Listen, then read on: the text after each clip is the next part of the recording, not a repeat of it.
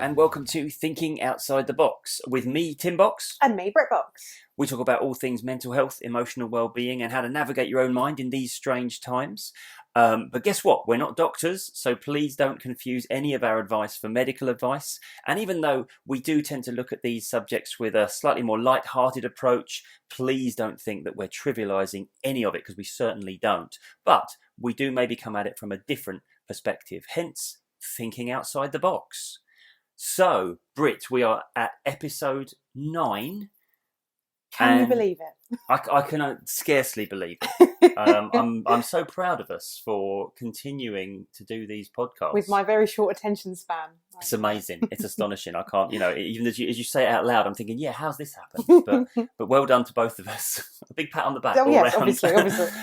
Now, talking about a more light-hearted approach that we generally take, this week's episode is about grief. Yay! So now I'm relying on you to bring the lols here, as I normally am, to be fair. I'll do my best. But obviously, I suppose this inevitably should be like a bit of a warning to people. This might get, I suppose, slightly, I don't know, what would you say, deeper, heavier than normal? I don't know. It might get borderline deep, but please know that the deepness of our podcast seldom gets deeper than your average puddle. So we're not talking oceans deep. But what I will say is just, as always, as I always say on these podcasts, be kind to yourself. If you are maybe not in the right frame of mind to listen to two idiots on a podcast talking about grief right now, then by all means, please leave, come back at another time. We will not take it personally.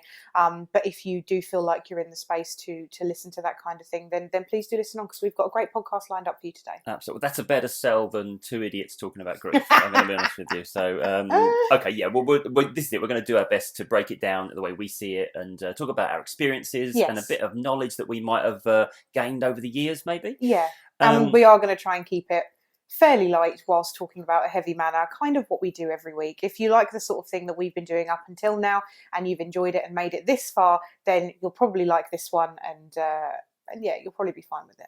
Yeah, I think so. But I suppose the first question to ask and thus answer, why are we doing one on grief? It's a very good question. And which you don't seem to have an immediate answer for.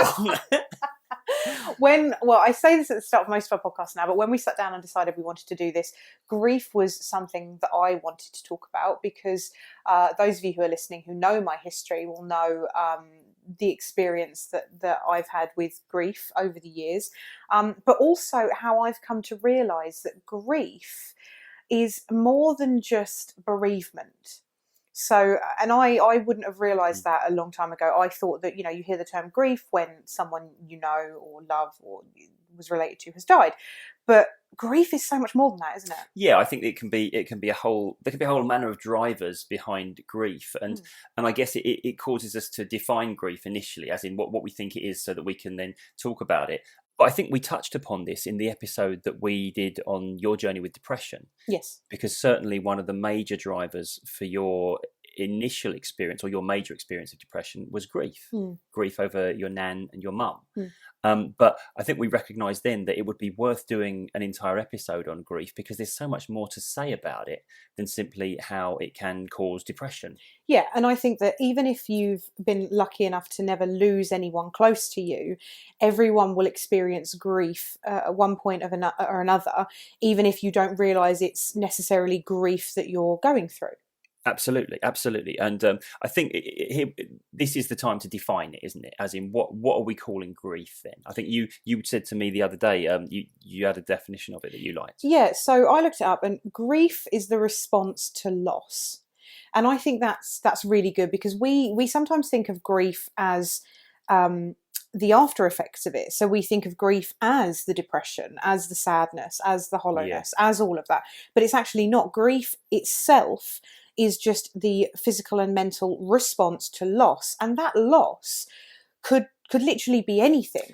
Yeah, I agree. And that's an important definition here, because a lot of the time when we go through difficult emotional periods in our life, we very much look around externally at what's caused them, and almost like, well, we have to ride this out because that happened, or this occurred, and that sort of thing.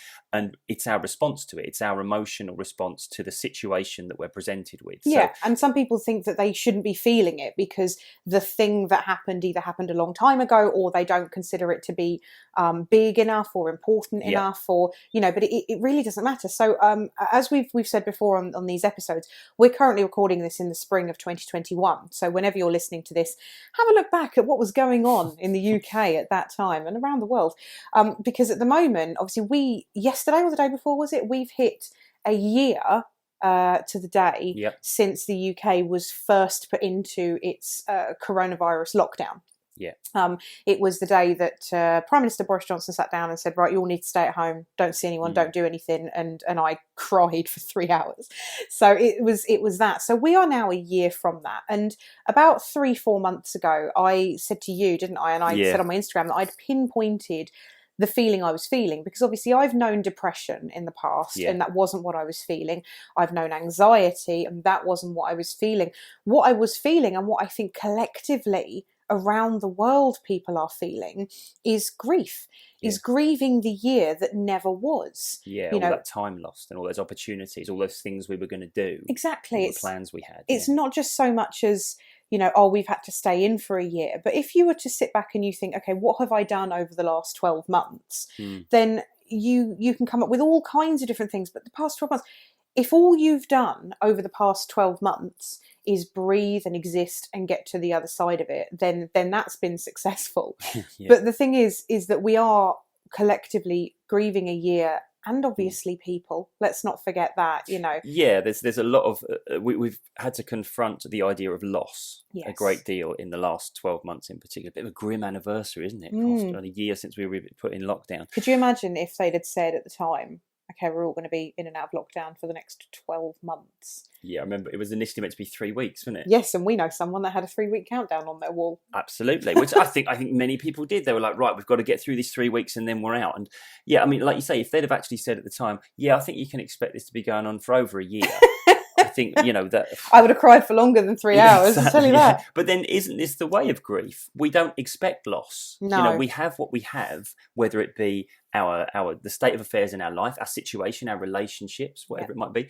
And we think, right, that's, we sort of, we put the bar there, don't we? Yeah. That's we take it for granted. And then if we lose it, it comes out of the blue most of the time, doesn't it? We're not expecting to lose the things that we've taken for granted. I'll be honest as well, even if you are expecting it, even if you know it's going to happen, grief is still, it still just takes the rug out from underneath you. Yeah. And like I was saying to you, I personally feel that that with grief, it's not just around people that you lose. It can be about anything. It can be jobs, it can be friendships, it can be anything that you've lost. And I think one real important distinction that I want to say and point out is that you are allowed to grieve people and situations that weren't good for you.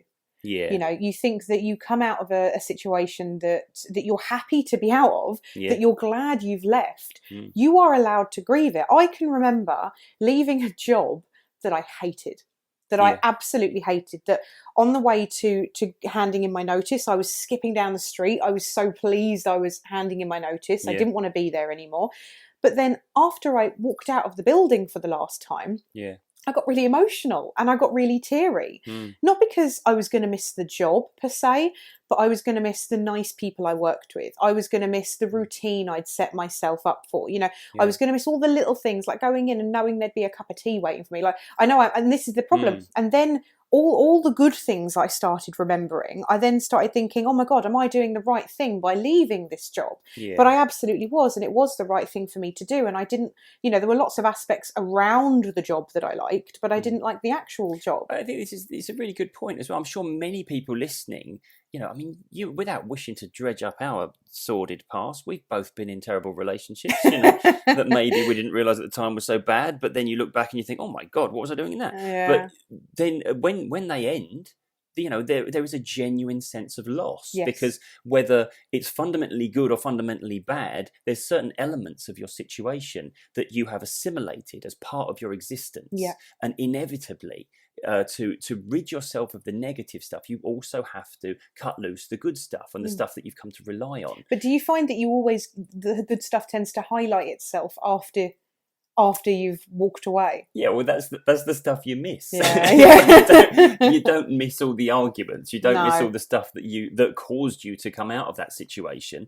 You just suddenly notice that, I haven't got that other stuff that I was leaning on or that I came to rely on, and things like that. And here's the thing, don't get me wrong, I'm not sitting here saying, okay, so maybe think twice before you end that relationship or you quit that job. No, if someone's making you feel bad, dump his ass. Well, exactly. This is the thing. It's like we shouldn't fear the consequences of doing what's right for us. Yes. Yeah, and too many people get stuck in situations, be it careers, jobs, relationships, etc., where they're just remaining there because they fear the consequences of coming out of it, and they fear losing whatever stability that is. It's almost like that comfortable chaos, isn't it? It's the situation we don't necessarily like, but we fear the alternative. Yes, absolutely. So I think you're absolutely right. It's perfectly legit to grieve the thing that actually you recognise. You wouldn't go back to it. No. Yeah? But you obviously experience some loss within it. You know, and also friends as well. Like I have people that I used to be friends with, that I used to be really close friends with. Yeah. And I kind of realised, being friends with you it's not good for me anymore. It's not good for me mentally. It's not good for my self-esteem and who I am as a person. And that's not me saying you should only be friends with people for what you get out of them. But if every interaction you have with another human being makes you feel shit about yourself, it might be time to reevaluate the situation. And again, this is the thing. You weren't friends with them for no reason, though. No. It was no coincidence that you started to hang out together. So inevitably, it's okay to be grieving the loss of the stuff that you liked about your interactions, even if you hadn't experienced any of that for ages and it had long ago just become, I don't know, what we might call toxic for you or whatever, you know? Yeah. So I think, all of this is absolutely legitimate. But what I want to talk about, with that caveat of it doesn't have to be just the loss of a person. Yes. I think it's important too, because, if I can bring in a little bit of, I don't know, theory or whatever, I want to talk about the 5 stages of grief.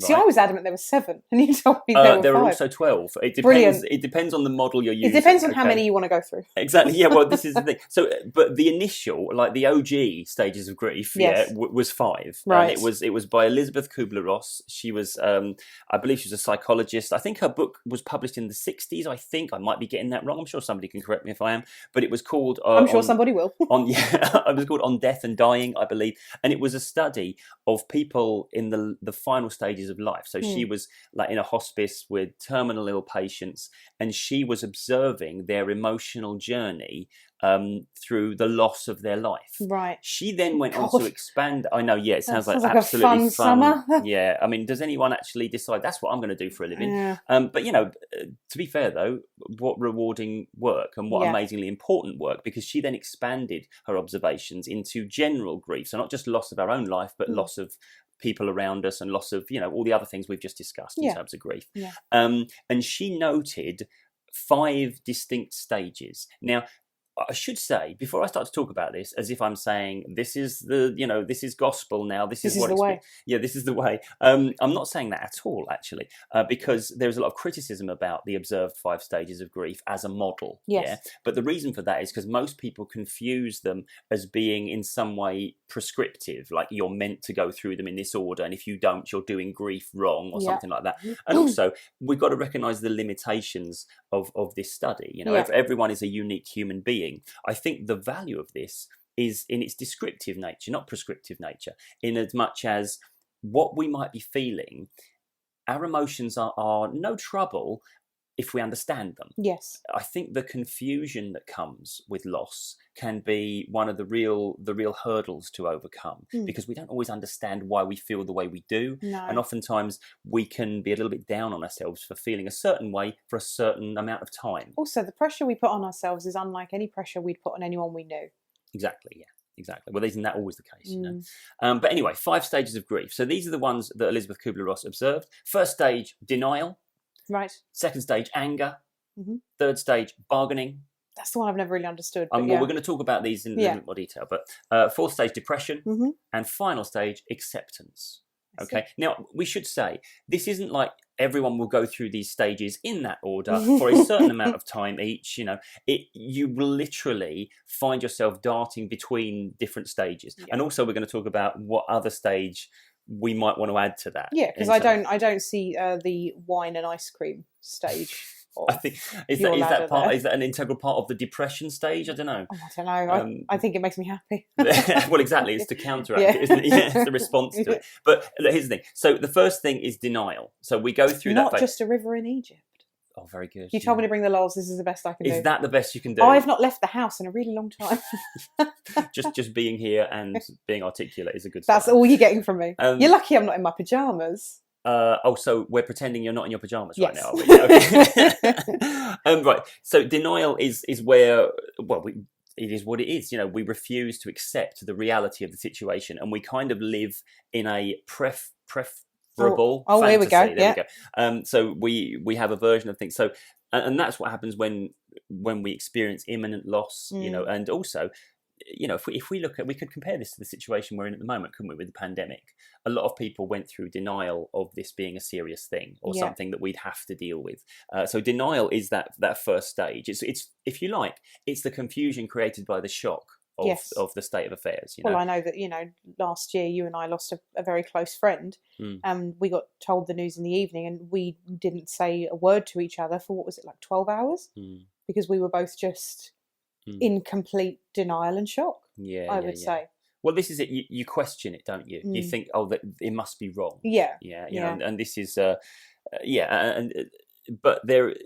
It's important that at some point we move into the following stages, because as difficult as the following stages can be, they are at least dealing with the reality of the situation rather than the fiction that is more preferable to us. Yes. Yeah. And the next stage we want to talk about is anger. So this is where we seek to blame. We seek to lash out, and there's a lot of, again, let's compare it to the pandemic. There was a lot of anger about what was going on. We had this whole community coming together thing. The old Dunkirk spirit kicked in the UK, I feel. Everyone was strangely nice to each other for a while. Until people were beating each other up for the last packet of pasta in Asda. Oh yeah, as soon as the toilet roll got scared, that's it, all bets are off. And you, probably one of the prevailing emotions that most people feel on a daily basis right now is anger. Because they're maybe angry at the government, maybe they're angry at the people around them who are dealing with it in different ways. Somebody's not wearing a mask, we get angry, that sort of thing. But when you liken it to actual loss of people, people will then get angry at little things. It'll be like angry at doctors who did their best and there was nothing else they could have done. Angry at themselves for not being proactive enough, or angry at the world for the person they love being taken away, or angry at the person for not being there anymore. That's a real common emotion. Is also sometimes we don't get to say the things we needed to say to that person. A lot of the time our relationships can be quite fraught. For example, if we lose a parent, children don't always get to express their emotions or their feelings or the things that they were put through while parents are alive. And when that opportunity's gone, we have this unresolved anger. Well, it's like we often say, isn't it, that I lost my mum when I was 16, that I was never an adult with her. We never got to become, adult friends. She was always just my parent, and I was always just a kid. So I never got to. I was so angry when my mum died. I was angry at everyone. I was angry at the doctors. I was angry, even though it wasn't their fault. I was angry at my mum for not seeking treatment early enough. I was angry at me for not doing enough. I was 16. I don't know what I was expecting myself to have done. But I had anger for me. When I look down the 5 stages of grief that you've got there, I just remember anger being one of the prevailing ones that's probably still massively underlying with me. But what's the next one? Quickly moving on. Well, I was going to say, this is other than your just out and out rage at the world in general that you would normally. Very angry human being. But I'd like to be, again, without wishing to drift too close to the bone here. There certainly, if we find ourselves being an angry person with a short fuse. Why are you looking at me like that? I'm not. I'm trying not to look at you. You're saying a short person with an angry fuse? There's something like that. Yeah. No, I'm not looking at you at all, actually. But the thing is, if we experience an excessive amount of anger that kind of lingers, oftentimes it is because we have unresolved anger about something in the past that is. And if you imagine it like, I don't know, a cup, and your anger, it should be empty of anger from day to day. But if you've had stuff that you haven't had resolution on, a part of you hasn't had the wrong righted, as it were, then you've got a fairly full cup at all times. So now the little things cause you to overflow. If you can't release your anger in the direction it needs to go, it will find another direction to go. So anger is one of those ones that probably needs to get resolved, needs to actually find some peace. But the third stage, bargaining, this is the stage that I struggle to articulate in the correct way. So when it came to people who were dying, who were terminally ill, they would do that thing of, well, if only I survive this, I'll be a good person from now on. And bargaining can be retrospective bargaining. So when we've lost somebody, if only I'd have told them how I feel, if only I'd have done more to help them, that sort of thing. And we kind of, what it is basically is an attempt to gain some kind of control over the situation when faced with that difficult truth that we can't control when we lose people. Right, okay. And it's also why people who've suffered abuse when they were young will often blame themselves for it. Because if we can take ownership of why it happened, it's our fault, then we at least have some say in whether it happens again or not. So it's almost like, it's like a little bit of a misplaced bargaining. It's the attempt to control the things that are beyond our control, which is, life and death. But again, a difficult stage because we can often get locked in that stage. Fourth one, depression, perhaps one that we understand a little bit more easily. And again, we've covered depression in the podcast on a previous episode, but we defined then, didn't we, that it's not so much sadness, it's almost like the inability to see the possibility of future happiness. Yes, absolutely. It's less where we are, more about what the future holds. Yeah. And when we lose something or someone that was part of our definition of our happiness, then that's a grim outlook, isn't it? We lose infinite possibilities that we could have had with them as well, and that's what we're sad about, not just the initial loss, but the future losses as well. Yeah, exactly. What life holds for us now. You know, I've said this many times that if we don't see some tangible path towards some kind of happiness, then life doesn't tend to hold much meaning for us, because happiness is, for me anyway, again, different psychologists will argue about this, I'm sure, till the cows come home, and philosophers as well. But my attitude, philosophers will argue about anything. Well, my attitude comes from a philosophical approach more than the psychological one, I feel. I said what I said. But I think, our goal here is to find the best strategy for the most happiness. That's what we're looking for. That's what our emotions drive us towards, is happiness. And I think when it doesn't seem tremendously imminent or possible, then we might experience, that what we call depression, that kind of loss of hope. And again, just refer it back to the pandemic. There's a lot of people who have started to ask, certainly in the new year when we thought we were near the end of it, oh, we're out of 2020, yay. And then we realised, oh, we're sort of still in the middle of it, aren't we really? There's a little bit of, will this ever end? Will we ever get to the stage where I can go to Sainsbury's without a mask on? I don't know why I suddenly came up with that as the be-all and end-all of existence. But there's a difference between you and me. I want to go on holiday. But that's Sainsbury's. That's it, isn't it? Isn't it strange how the choices as to whether we can go on holiday or not now have such a major impact on us, when previously it would have just been an inconvenience that we can't go this month or something like that, Anyway, final stage, acceptance. And that, I guess, is the stage that we're looking to get to. And I think, conversations with you have helped me understand what acceptance probably means within this context. Yeah, so to me, acceptance isn't, oh, well, I accept that and I can get on with my life now. And that's not it. It's not, for me, acceptance isn't, I'm okay that this happened. It's, this has happened and I'm okay. Yeah, that's such a huge definition there, because I think when people look at acceptance and they're waiting to become okay that they've lost that person or that thing, and you don't ever have to say, I'm fine with the fact it's gone, but you have to know that you will be fine. I personally don't think that you ever, and I'm using inverted quotes here, you ever get over something as big as the loss of a loved one. I know I'm speaking very much from personal experience here, and there might be people listening to this that feel that they are over it to the degree that they want to be over it, and that they're okay, and but I know that I will live with this feeling of grief for the rest of my life, but I've just had to find ways of managing it. Rather than trying to eradicate it. That has always been my problem, but I know we're going to talk a little bit about that later. Yeah, well, I think as well it raises an interesting point, doesn't it? That some people will actively resist the path to acceptance. Yeah. Because when people say, "Oh, you will get over it, you will move on," and when you're in that, that's not always a welcome idea. No, I don't want to move on. I don't No. want to get over it. I don't want to forget them. yeah, That sort of forgetting thing. them is the big thing. So like I used to think that I wasn't allowed to feel grief in anything other than the first year after my mum died, because I thought, time has passed now. Time has passed, so you must get over it and you must move on with your life. So I was constantly fighting myself, and I was fighting the feeling and fighting the urge of it. And one of the big things that's helped me is actually feeling it.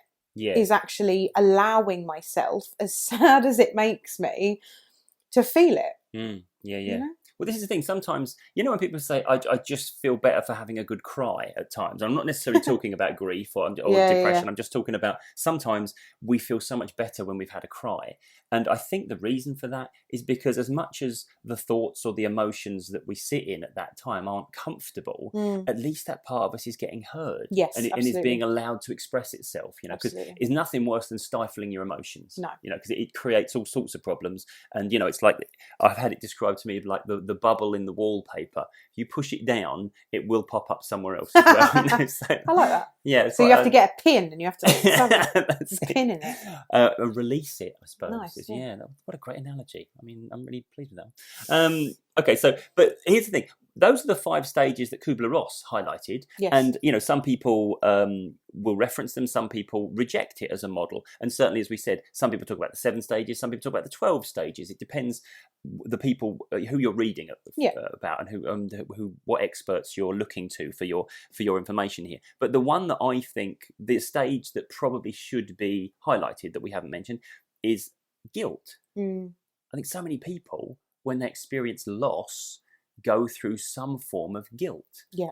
So we could talk like survivor guilt. Yeah. If we outlive a partner or a relative, I've seen clients before who've been dealing with the death of their child. And how is that ever going to make sense? No. How is your mind ever going to really come to be at peace with the idea that I've outlived my child? Yeah. Because it's not something that's meant to happen, but somehow we have to find a way of, accepting. And guilt of the last conversations that you've had as well. That's a really big one. I know, one of the last conversations I had with my mum, we were snippy at each other.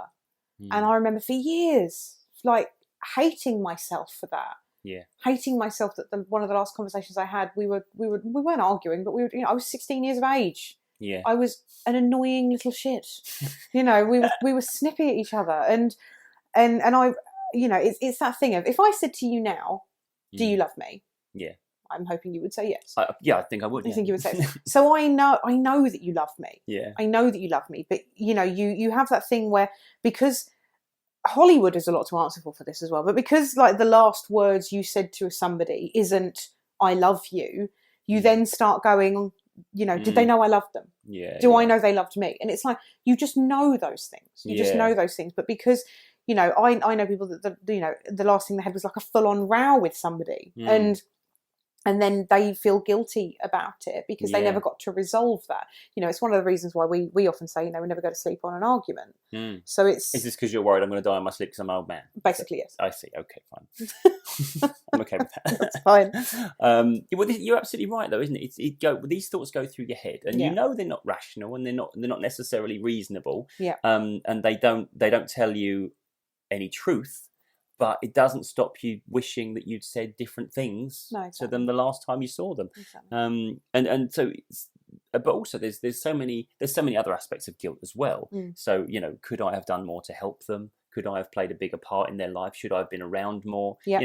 And that whole thing of I wasted the time. I should have spent more time with them, and that sort of thing. None of that helps. No, exactly. And this is what we're talking about, isn't it? About it's okay, it's understandable to feel this stuff, even as we recognise, well, it isn't helping me to have those thoughts. But sometimes those parts of you have to be heard, I think, so that you can look at those thoughts and say, look, I know that's not true. Yeah. It's okay that part of me is bringing forward that thought, because you know what?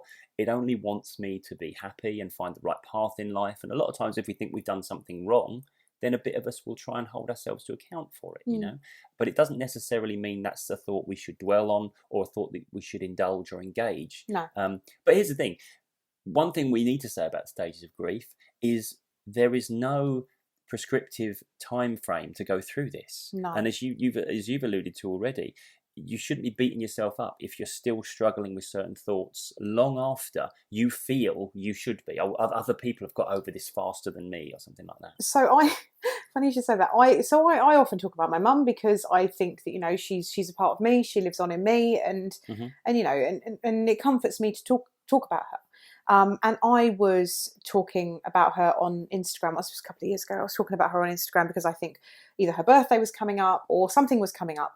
And someone messaged me who obviously was new to following me and said, oh, I'm so sorry for your loss. Yeah. And I said, oh, thank you. But, it was, I don't know how long ago it was at the time, but basically put it this way. This year, my mum has been gone 16 years. So if this was only a couple of years ago, it was at least 14 years or something. Yeah. And they messaged me back and they said, oh, sorry, from the way you're talking, I thought it was more recent than that. Yeah. Like, what? And I was really sort of taken aback because I was like, there's no timeline for how long I should be allowed to speak about my dead mother. Thank you very much. Yeah. And and it, don't get me wrong, it doesn't feel like, the year that she died, because I'm very, I'm a different person now and I've learned to live with it. But you can be damn sure you will find me crying at a picture sometimes. Yeah. And that is okay. And this is the thing. A complete stranger was trying to make me feel guilty about grieving my mother years later.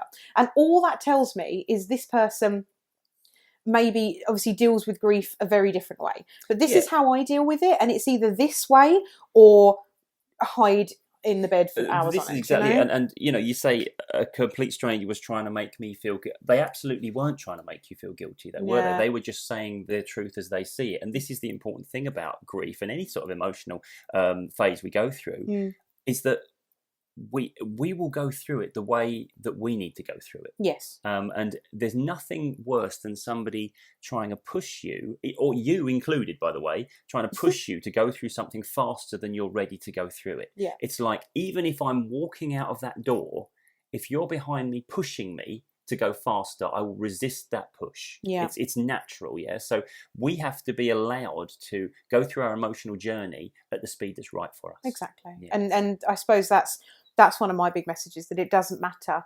It doesn't matter when you lost someone. It doesn't matter how old you were, how old they were, because you also hear the thing of, people lose grandparents and great grandparents and then say, oh, well, they were in their 90s, or she was over 100. It doesn't matter. Yeah. It doesn't matter. Like, it doesn't make it any easier. It doesn't make it any better. And you need to just allow that, I suppose. Don't resist that if you're just arguing with yourself, because that's just going to make you feel worse. Yeah. Well, here's the thing. So we've talked about some of the thoughts that won't do us any favours.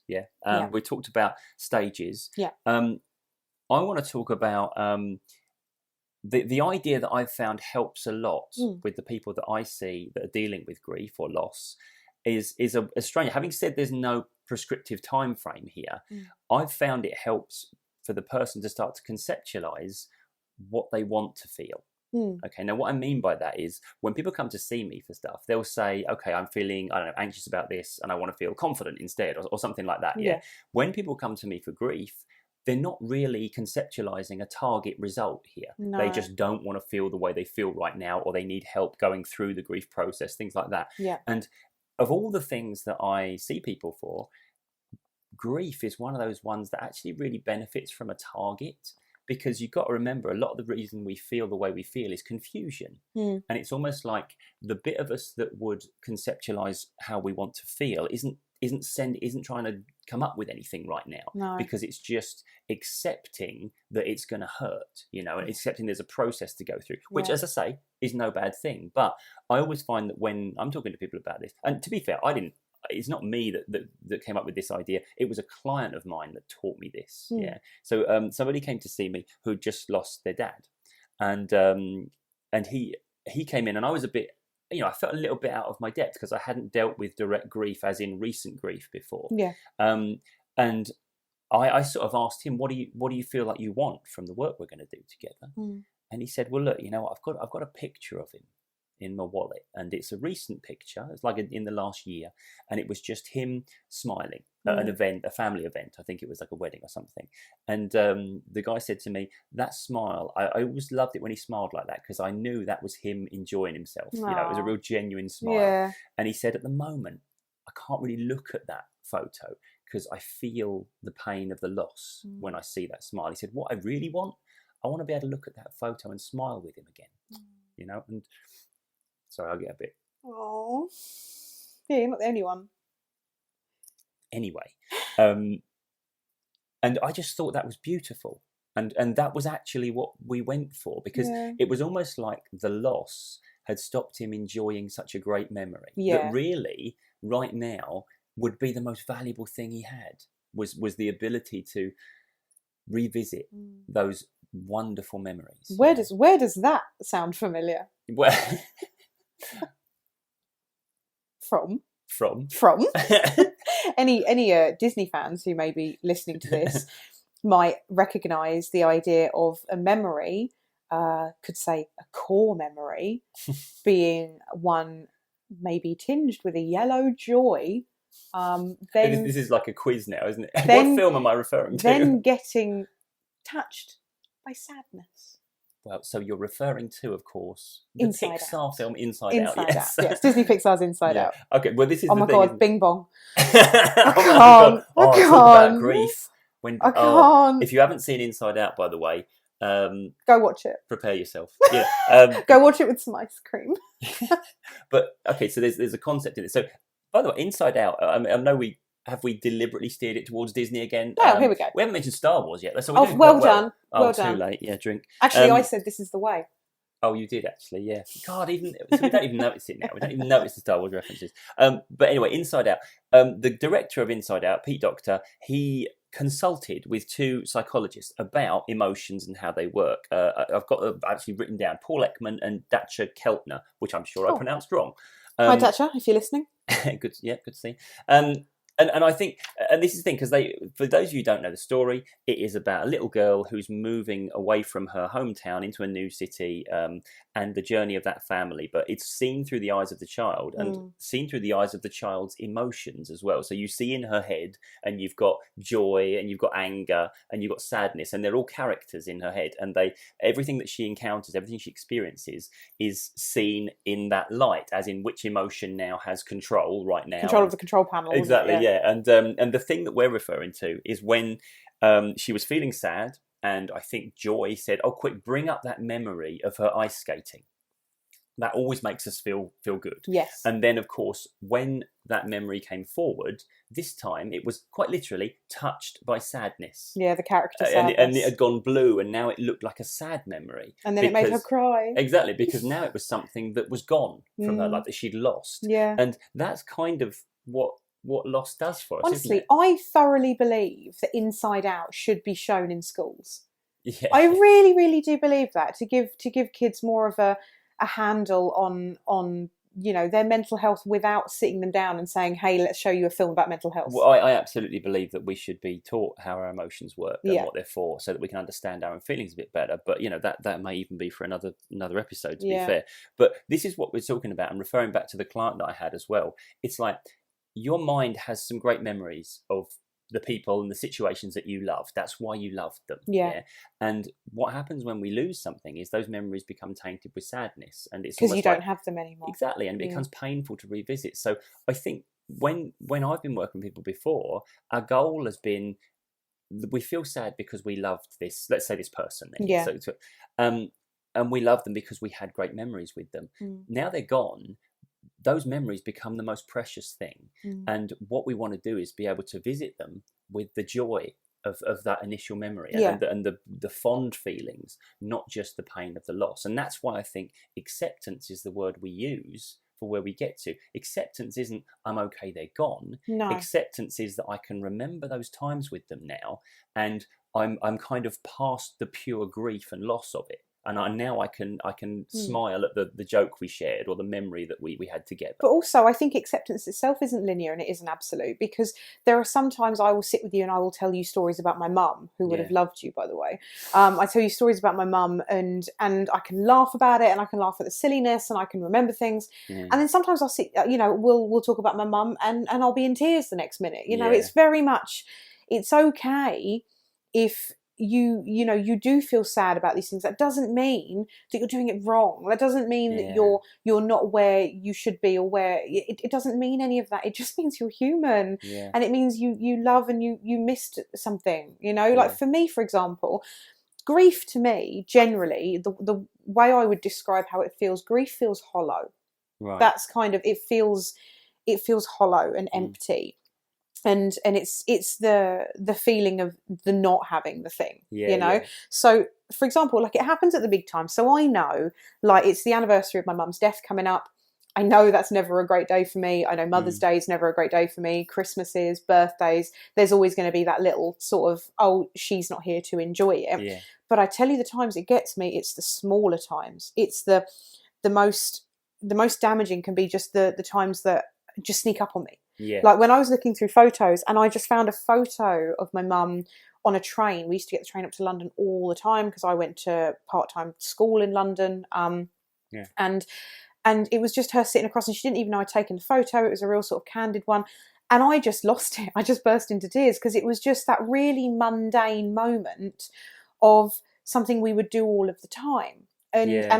And it took me by surprise because I wasn't on my guard that day, if you know what I mean. Yeah, I know what you mean. So it's that sort of like that hollow feeling. So now, I'm at a place where I can talk about her. I'm at a place where I can show you photos and I can tell you things, and I can watch like the 2 videos I have of her. I can do all of those things, and I can generally be okay. That doesn't mean it's not going to sneak up on me. Yeah. That doesn't mean it's not going to just jump out of the bushes and be like, be sad. It's not. But this is the thing, and I think as well, it's worth saying at this point that we're talking a lot about our own opinions, our own perspectives. Yes. But it's one of those things, and I suppose you could say this for everything that we talk about. It's entirely subjective. Absolutely. It's entirely your experience that matters, and I guess all that we're doing here is just discussing thoughts that we've had. But that's what we do on this podcast. I've had people very kindly message me and give me suggestions of topics that we can talk about, but they're topics that you and I have no professional or personal experience in. And I don't want to go down that road. I don't want to say to people, this is what you should be doing, this is what you should be feeling. The best I can do, and all I've done throughout my career, is say, I feel like this, I see things this way. If you do too, you're all right. Everything's okay. I think there is possibly, as we have further episodes, slightly more legitimate reasons for, just chatting shit about stuff we know nothing about. But then that's what we come to the internet for, isn't it? Exactly. but so yeah, absolutely. So anyway, bringing it back on track. Sorry, I think I segued off there. As one tends to do. As one tends to do. I think for me, it's about being able to, experience the good stuff about what we had, because everything is part of our journey at the end of the day. And I think this is the problem we have when we resist moving through those stages, get into acceptance, because almost like it's a betrayal of them if we stop feeling sad and depressed when we think of them. It's almost like, if I get over this, what does that actually say about me and the relationship with that person? Well, exactly. One of the reasons that we don't want to sort of get over them and things like that is because we see that we don't want to forget.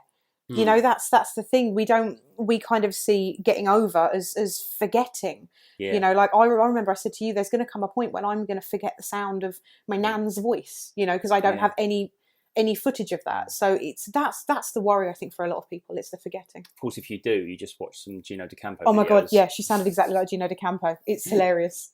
But this is the thing. So I think it's important that we don't resist moving through the emotional stages, if you like, in terms of getting towards acceptance, because it's not like, and this is what I wanted to say actually, when we lose a partner, so if our partner dies, I see a lot of people, I've had many clients in fact that have come to me because there's a bit of them really wants to move on, get into a new relationship or, kind of forge ahead with their life. Not that they want to forget their partner, but they want to lose the feeling of betrayal when they have thoughts about re-partnering with somebody else, you know. Mm-hmm.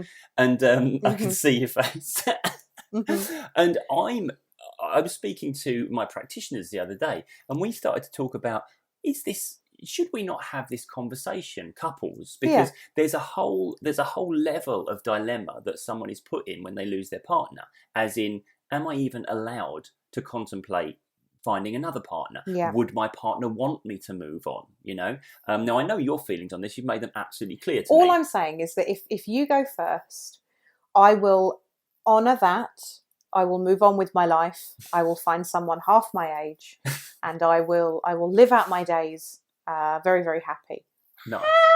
However, if I go first, yeah, then it's over for me. Yeah, I have to wear black. Yeah, but every day. Mourning clothes, actual Victorian mourning clothes is what I'm expecting. Literally, like Queen Victoria. Absolutely. Yeah. You're not allowed to engage conversation with anybody else. So if anyone approaches you, how dare you talk to me? I'm mourning my wife. Yeah. Yes. And you're not allowed to. Basically, you just have to grieve me for the rest of your life and never move on. I get you. And I believe there was talk of the construction of some sort of shrine. Yes, you would have a shrine to me that you would say hello to, and you would bring offerings of things that my favourites are, like bowls of pasta and exactly. Oreos. You know, the kind of the general things. And there would be a plaque on the outside of the house saying, "Britt lived here. Do not even consider you are good enough to replace her."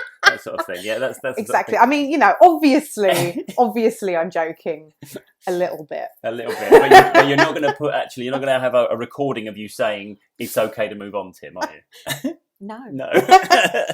But in all seriousness, though, or in how are you going to move on from this? How are you ever going to get better than this?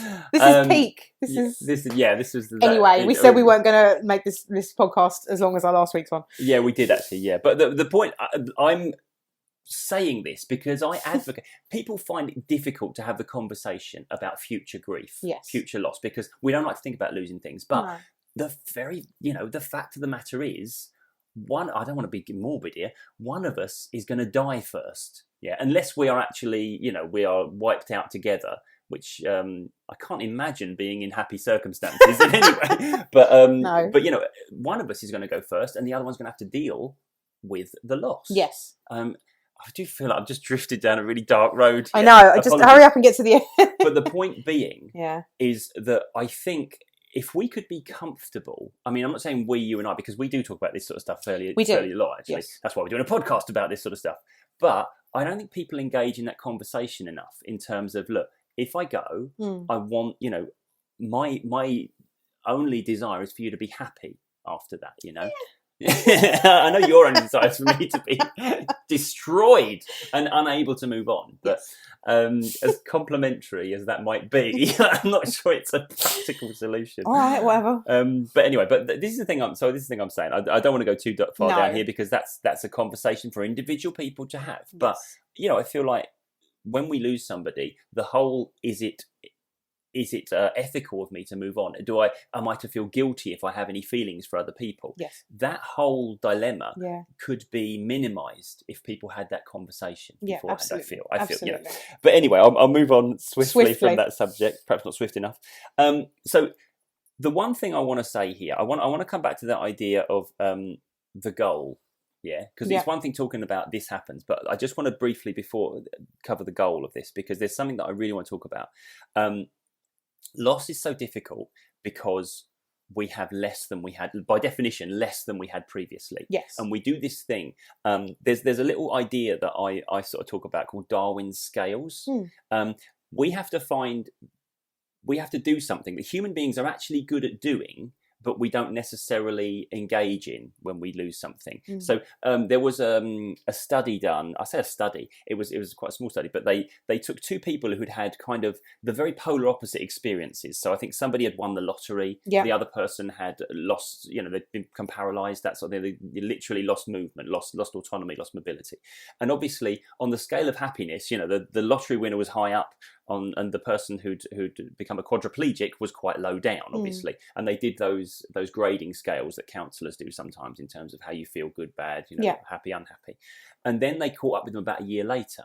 And interestingly enough, they were both pretty much in the same place, happiness-wise, because the person who'd lost so much had assimilated to it. had accepted it, had zeroed the scales, as it were, and started to move on. And the person who'd won all the money had very quickly taken it for granted and got used to it, and now didn't feel that visceral joy of getting that, you know.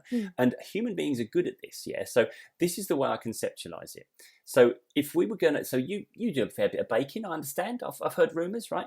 When you want to bake something, you put ingredients on scales, yeah. But you don't just put them on the scale. You don't put the flour on the scales. You put a bowl on it, yeah. Yeah. And the bowl weighs, I don't know, 20 grams. It's hilarious watching you trying to work out what baking is, but yeah. Well, this is my take on baking, yeah. That it's 20 grams or whatever. Now, so we have to hit 0 on the scales so that it says 0. And then if we were to lift that bowl off of the scales, it would say -20. Yes. Okay. And that's like when we lose something. We've accepted it as part of our life. Yeah. And then we lose it and it's down to minus. So when we wake up tomorrow, our scale We'll will start say at minus. -20. Yeah. And that can demotivate us from attempting to do what we would normally do, which was seeking to add little pluses to our happiness, which is what human beings do every day, you know. And it can encourage us to say, you know what, I won't even bother, because it's always just going to be another minus number when I've experienced it at 0. Yeah. Know? And I think what we have to do in some way, and how people do this is very much an individual journey, yeah. But I think acceptance is reached when we have zeroed the scales. Yeah. And the reason I refer to this as Darwin's scales is because it was Darwin who worked out that it's not the strongest or the fastest that survives, it's the most adaptable to change. Yeah. And so I guess what I'm saying is that if as human beings we can do that thing of zeroing the scales so that we can at least get out of bed in the morning and say, right, let's add some pluses to my day, then that I think is what we might refer to as moving on. Yeah. Not forgetting, not losing the memories, but actually saying, right, I'm now once again engaged in adding happiness to my scales. I also think as well that it's the realisation that things will be different. Yes. You know, so I remember once thinking I will never be happy again because of the things that have happened to me and things happened around me. But what I had to realise, and that took me a really long time to realise as well, that I will feel happiness again, and I do feel happiness again, but it's different happiness. Yeah. It's not better happiness. It's not the same happiness. I'm not replacing the happiness. It's just different. Yeah, but it is there. But it is there. Yeah, that's a brilliant thought. And I think when we kind of don't regard happiness as possible because it's not going to be the same as it was, that can be such a barrier to overcome. Yeah. And I think, yeah, that's a lovely thought, actually. So normally, we're kind of reaching to the end of the podcast now. Thanks for sticking with it, everyone. Normally we give our top tips, don't we? Yeah. And I don't think this is the sort of subject we can give our top tips for dealing with grief. No. But the one thing that you and I both agreed on when we were talking about prepping this was that the one thing we have to say is allow yourself to feel how you need to feel. Absolutely. I am absolutely certain that I struggled the most, as much as I did in the early years after experiencing bereavements in my family, because I didn't allow myself to grieve. You know, when my mum died, I didn't cry. I didn't cry for like 2 weeks. You know, it was really it was very odd for me, you know, and I bottled everything up, and I quickly learned it's like when you get a bottle of Coke or something, and if you shake that bottle and you just keep shaking it and shaking it and shaking it, eventually when you open that lid, it's going to come bursting out and it's going to go everywhere and it's going to be messy. You know, the key is to not shake it, to open the bottle slowly and to just take each day, you know, really. And I'm not saying, you know, feel it to the point where you're overindulging and that you feel like you can't do anything else in life. I'm just saying, allow yourself permission to feel what you need to feel. If you had a friend and they came to you and said, this bad thing has happened, how do I get over it? You wouldn't turn around to them and say, well, you're still moaning about that? You're still talking about that? Yeah. You would hold their hand and guide them through it. And all I'm saying is just be your own friend in this. Yeah, this is it. And we wouldn't say, can you stop talking about bad things, please? I'm trying to think of good things. No. Yeah, because and this is the thing, when we want to change our emotional responses, which is ideally, you know, what we're trying to do here, really, when we're going through grief, we want to get somewhere better than that. But the first step to that is hearing how you're feeling right now, is listening to that part of you. Yeah. Because when we listen to somebody that is delivering an important message, after all, that's what our emotions do. Yeah. If that part can get heard, then it can start to listen back and it can start to come up with new things. If you're just repressing it, if you're saying, shut up, don't talk to me, all you've got is a part of you trying to deliver an important message that you're not allowing to land. Absolutely. Yeah. Okay, so that's, I guess that's the only tip we have is don't feel bad about feeling the way you feel, but actually, allow yourself to feel. And I think one thing we might start to say at the end of these podcasts, because I feel it's really relevant in this one, is if you do feel you're not able to deal with this alone, if you feel like I can't handle the way I'm feeling, please, please, please talk to someone. Yeah. Whether it be a professional, whether it be a friend or a family member, we should always feel like we can reach out, because none of us will get through this journey alone. If you feel like there's no one that you can talk to or there's no one around you, there are so many phone lines you can call. There are so many anonymous lines you can call. There are now capabilities where you can text. Just please reach out to somebody. Yeah. Please reach out and talk to somebody. Yeah, don't sit in silence. And as nice as it is to hear myself and Britt chat about this stuff, and and hear us talking about it, there's no substitute for talking about it yourself. Absolutely. And so don't feel you can't reach out. And the one thing I wanted to finish the podcast with is that we've been watching WandaVision. Oh yeah, back to some Marvel. Yeah, nice. on Disney Plus, and that whole series is massively about grief. It is about grief. It is about grief, and I think it's beautiful, and I think it's very beautifully done.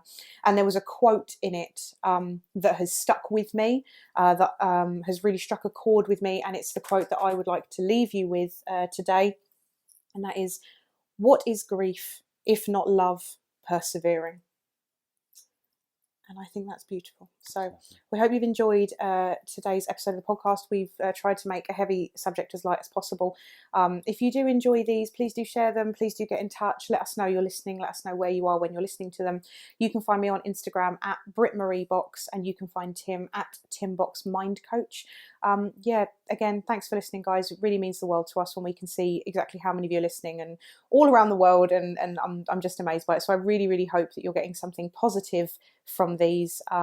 We love you lots. Yeah, thank you very much. Thanks a lot, guys. Keep thinking outside the box. See you next time. Bye-bye. Bye.